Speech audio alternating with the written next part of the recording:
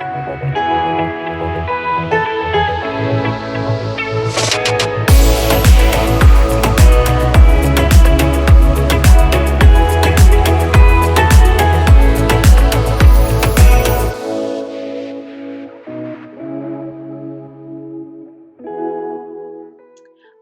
hello everyone. My name is Nancy Rios, and today I'll be sharing with you all my educational journey through these amazing pictures.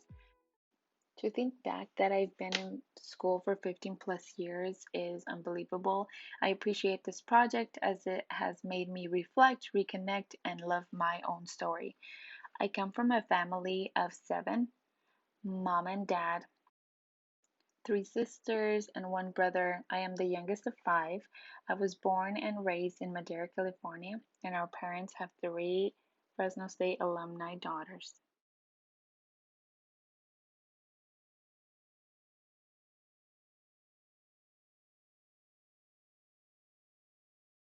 In my early elementary school years, I loved going to school. Don't get me wrong, I love school, but attending a country school was different. It felt like home. Our teachers understood the struggle we went through, and they went above and beyond to meet students' needs. I was always one of the last students to visit teachers on parent teacher conferences due to my parents working long days out in the fields. My teachers were very understanding. I spent a lot of recess in classrooms playing catch up, trying to learn the English language, so I really got to know my teachers, and they got to know me and my family as well. Also, if you can't tell, I really like fashion. As a little girl, I was not aware of racism or prejudice because I was only around my immediate family and friends who were just like me. We lived in the middle of 100 acres of vineyards with no neighbors for about a mile away. Because my parents worked in the fields, I had to move schools because work had ended for them in our area.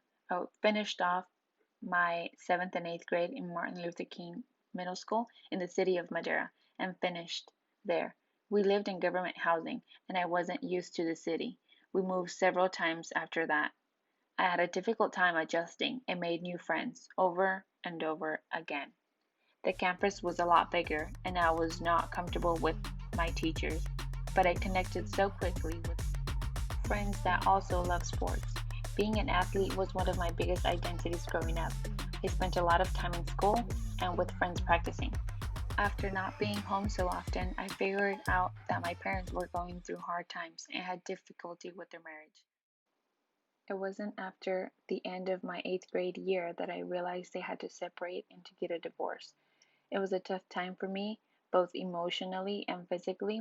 I was growing up, I was transitioning into high school, I was trying to fit in. I resorted to things that I enjoyed doing to help with my roller coaster of emotions. My freshman year was probably one of the hardest to adjust. I had anxiety going back home, so I relied on my teammates to uplift me. I was very much involved in sports. I did almost every season: tennis, swim, cross country, basketball, track. Despite that it was one of the hardest years for me mentally, I was also pretty fit and had very odd tan lines.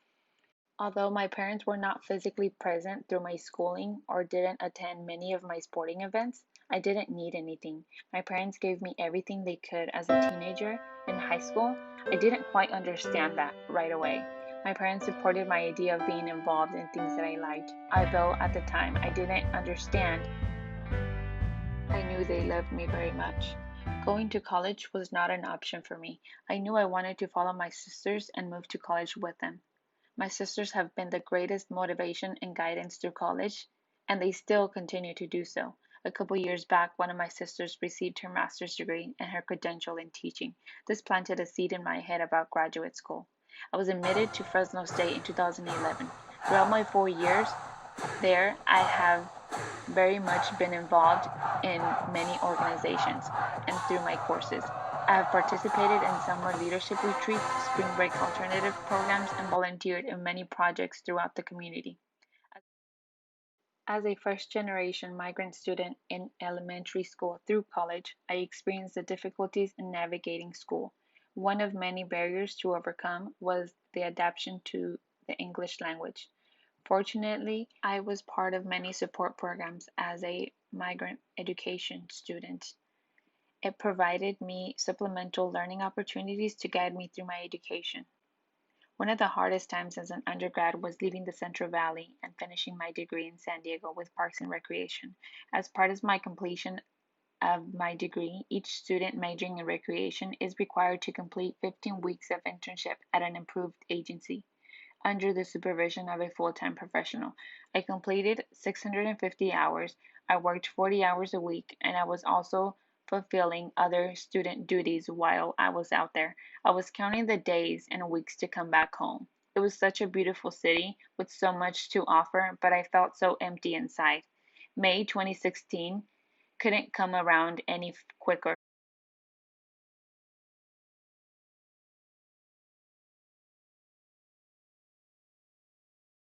I cherished this newspaper. This was my camp graduation banquet with my parents and friends. And yes, I cried the minute I was chosen to speak. So many great memories came to mind. Life after college has been great. I love participating in camps and giving back to those students because I was once in their shoes. After graduate school, I plan to earn my administrative credential. I am very passionate about giving back, not only to students but to my community of migrants, families, and students, because they have supported me in my education. I also look forward in sharing my story as proof that with dedication and determination, anything is possible.